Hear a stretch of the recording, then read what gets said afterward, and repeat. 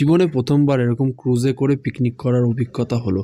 সকাল 9:30টায় আড়িয়াদহ ঘাট থেকে আমাদের লঞ্চ ছেড়ে দেয়। ছেড়ে দিতে না দিতেই আমরা পেয়ে যাই চা।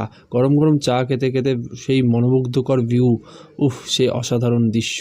কিছুক্ষণের মধ্যেই ব্রেকফাস্ট চলে আসে। ব্রেকফাস্টে ছিল লুচি, ছোলার ডাল, মিষ্টি ও ডিম সেদ্ধ। জমিয়ে খাওয়া দাওয়া হলো।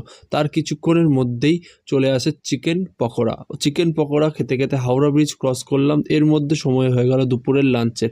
দুপুরের লাঞ্চে ছিল ডাল, ভাত, আলুর চিপস আর মাটন কষা, সাথে ছিল কাতলা মাছ, নরম নরম কাতলা মাছ, যা দারুণ ছিল না।